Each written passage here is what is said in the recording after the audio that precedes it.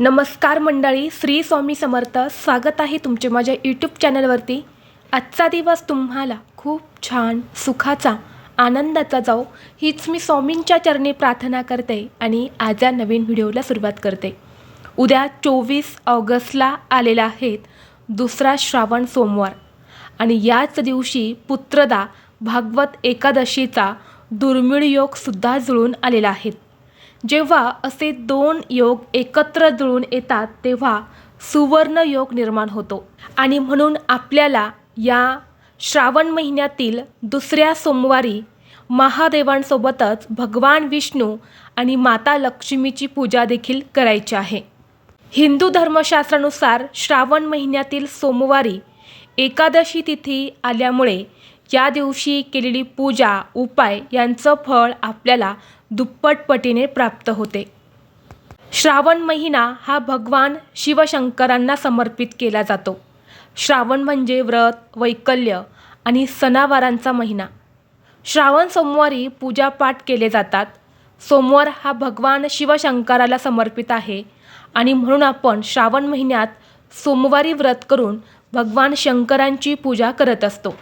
आता या दुसऱ्या श्रावण सोमवारी पुत्रदा एकादशीसुद्धा आलेली आहेत आणि म्हणून आपल्याला या एकादशीचं आणि श्रावण सोमवारचं व्रत एकत्र करावं लागणार आहे. फक्त ज्यांना श्रावणी सोमवार आणि पुत्रदा एकादशी हे दोन्ही व्रत जर असतील तर अशांनी दुसऱ्या दिवशी म्हणजे 25 ऑगस्टला सकाळी म्हणजेच सोमवारी तुम्हाला हे व्रत सोडावं लागणार आहे. आणि ज्यांना फक्त श्रावण सोमवारचंच व्रत आहे त्यांनी दिवसभर व्रत करून संध्याकाळी हे व्रत सोडायचं आहे. आजच्या व्हिडिओमध्ये मी तुम्हाला अतिशय महत्त्वाची माहिती सांगणार आहे. उद्या दुसऱ्या श्रावण सोमवारची पूजा कशी करावी, शिवामूठ कोणती असणार आहे आणि सर्वात महत्त्वाचं म्हणजे उद्याच्या दिवशी 1.5 तासाचा काळ हा राहू काळ असणार आहे आणि राहू काळ हा अशुभ मानला जातो. या राहू काळात श्रावण सोमवारची पूजा ही केली जात नाही आणि म्हणून कोणता 1.5 तास हा राहू काळ असणार आहे. तसेच पूजा करण्यासाठी कोणता शुभ मुहूर्त असणार आहे, या दिवशी काय करावे आणि काय करू नये.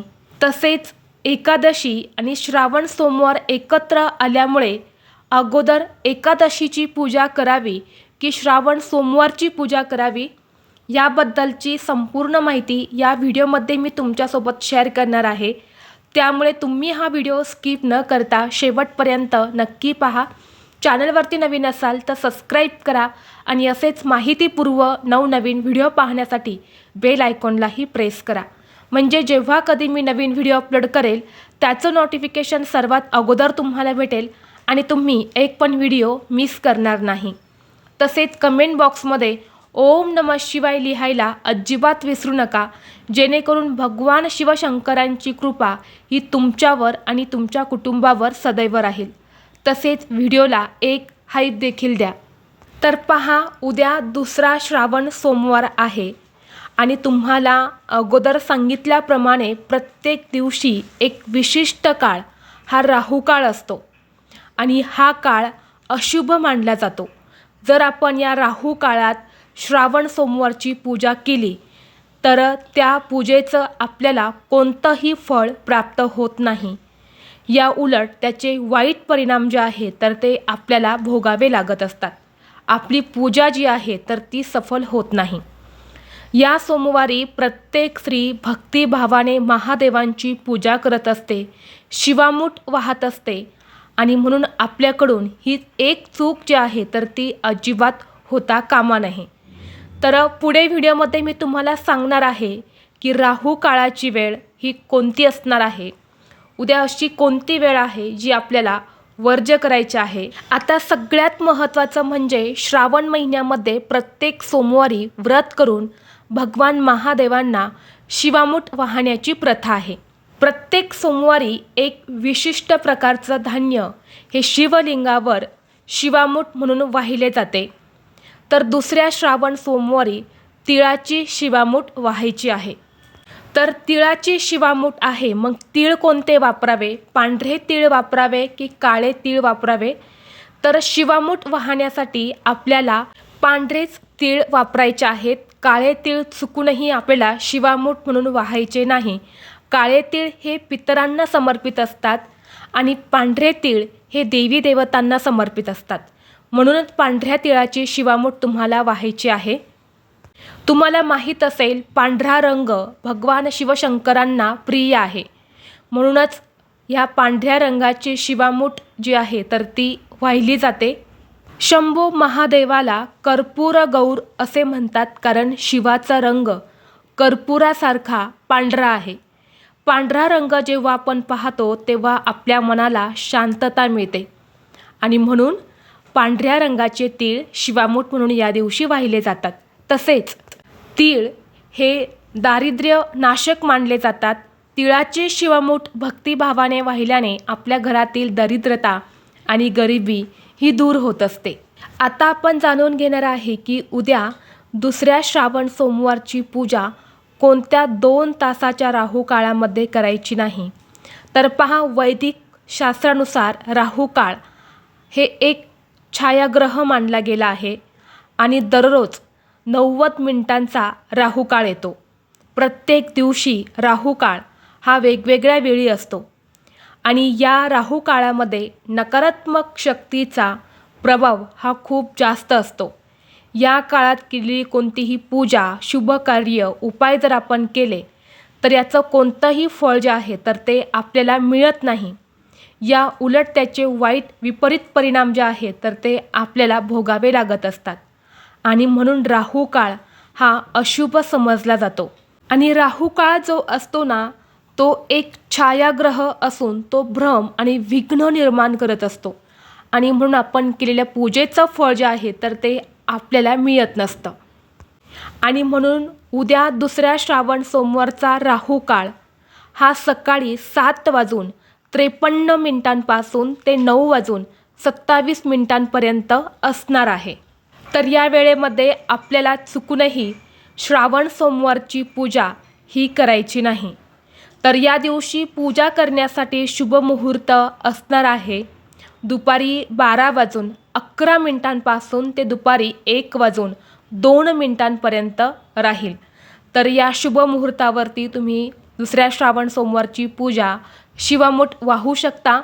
शुभ मुहूर्तावरती नाही शक्य झालं तर दिवसभरामध्ये तुम्ही कधीही उद्या पूजा करू शकता. फक्त सकाळचा जो राहू काळ मी तुम्हाला सांगितला तर तो वर्ज्यच करायचा आहे. जरी तुम्हाला सकाळी ऑफिसला जायचं असेल, कामानिमित्त बाहेर जायचं असेल तरीही तुम्ही या राहू काळामध्ये सकाळी पूजा करू नका.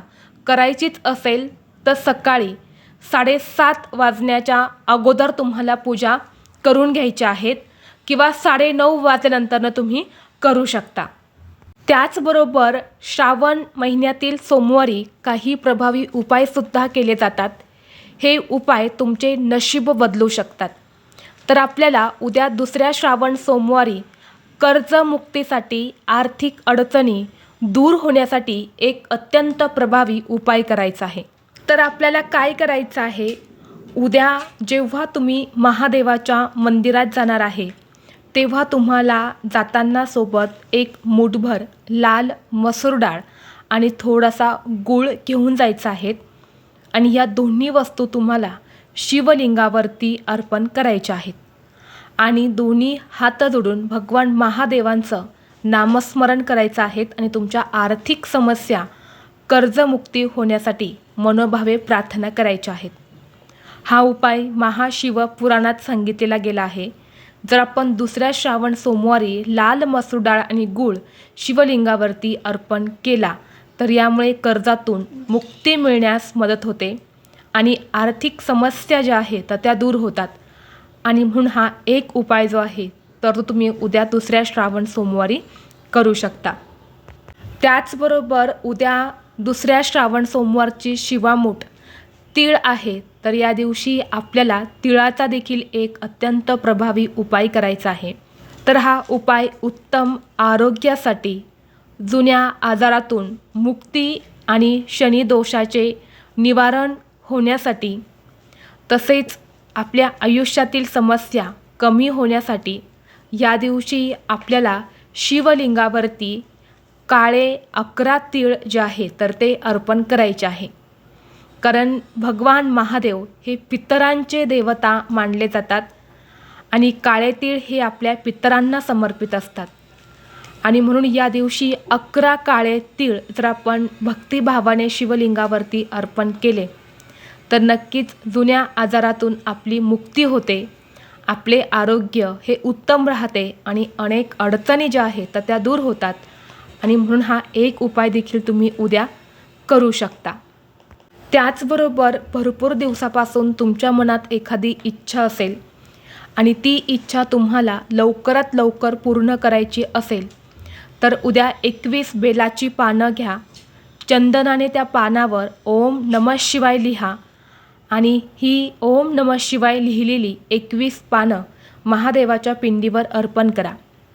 आपल्या मनातील इच्छा व्यक्त करून श्रावण महिन्यातील सोमवारी हा उपाय जर आपण केला तर नक्कीच आपल्या मनातील प्रत्येक इच्छा मनोकामना ही भगवान महादेवांच्या कृपेने पूर्ण होते. तर हे काही प्रभावी उपाय आहेत जे आपल्याला दुसऱ्या श्रावण सोमवारी करायचे आहे. तर ही अत्यंत महत्त्वाची माहिती मला तुमच्यापर्यंत शेअर करायची होती. व्हिडिओ तुम्हाला आवडला तर लाईक करा, चॅनलवरती नवीन असाल तर सबस्क्राईब करा आणि हा व्हिडिओ आपल्या मित्रपरिवारासोबत जास्तीत जास्त शेअर करा. चला तर मग भेटू असंच पुढल्या एका नवीन व्हिडिओमध्ये. तोपर्यंत सर्वांना श्री स्वामी समर्थ.